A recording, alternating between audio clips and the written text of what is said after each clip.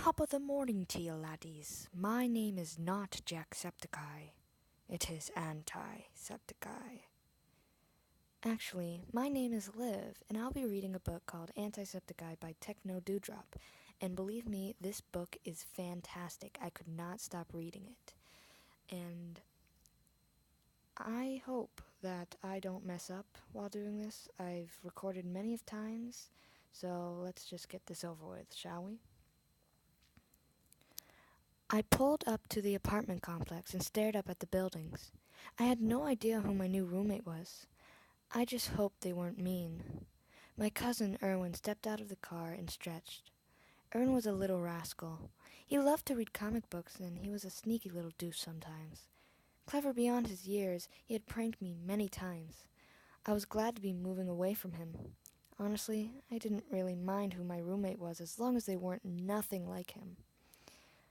"Let's go, Max," he said, grabbing two of my bags.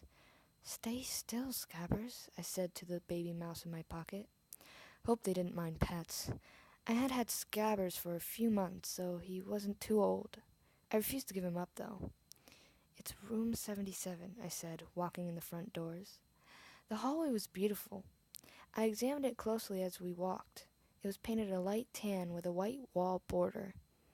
Once we got to room 77, I knocked on the door. Of course, Erwin had to be a little asshole and ruffle my hair, messing it up. I dropped my bag and looked back at him.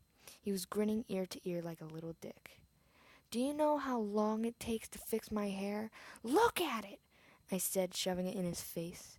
"It comes down to my back, and it's thick and wavy. It's so hard to maintain." I heard the door open but ignored it, rambling on. Erwin's face changed from one of mischief to shock. His eyes grew wide from behind his thick glasses, and his jaw dropped as he raised his eyebrows. "What?" I asked, confused. Hey, what's up?" I heard from behind me with a laugh. The hair on the back of my neck stood up. My vision went foggy, and my stomach jumped. Slowly, I turned around. The hat, the jacket, those gorgeous bright blue eyes. Oh my God. Jack. My head swam. My stomach flipped even more. My eyes widened. You're Jack," I stuttered like a complete fool. "I can't fucking believe it," I whispered. "Oh, you watch my YouTube?" he asked, smiling brightly down at me. Damn, he has a gorgeous smile. Yeah, I said, standing straight up. Very slowly, I reached up and poked his arm. "Are you real?" I asked, mouth still wide open. He laughed and leaned on the door frame. "Yeah, I'd like to think so. Why don't you two come in?" I followed slowly behind him, carefully observing my surroundings.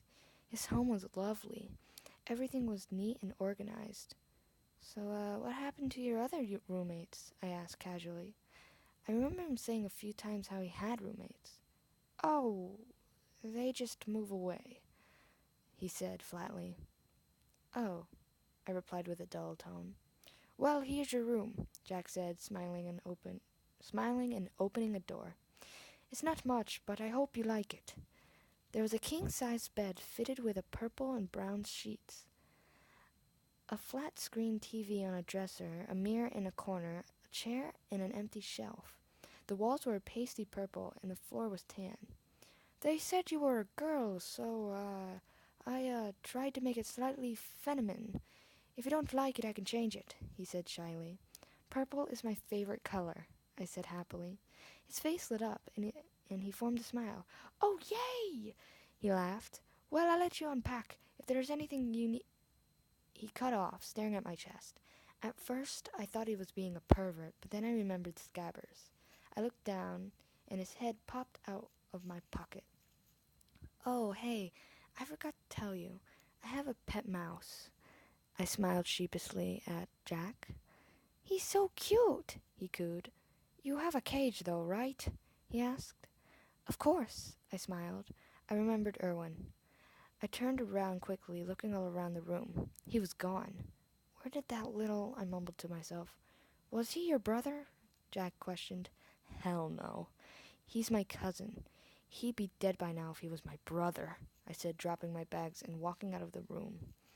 Jack followed behind me. Erwin, I called softly. That won't get his attention, woman. Do it like this. Jack began, smiling. He cupped his hands over his mouth and yelled, Erwin! I clenched my face and stuck a finger in my ear, then wiggled. He was twice as loud in real life. Sorry, he laughed, patting me on the back. We heard a shuffle in the kitchen and both glared over at it. Erwin came out carrying a bag of cookies. He looked at us, then his eyes widened, one cookie in his mouth. Erwin, you rude little asshole. You can't just come into someone's house, sneak through it, and take their food. Especially Jack. You fucking took his cookies. The fuck is wrong with you?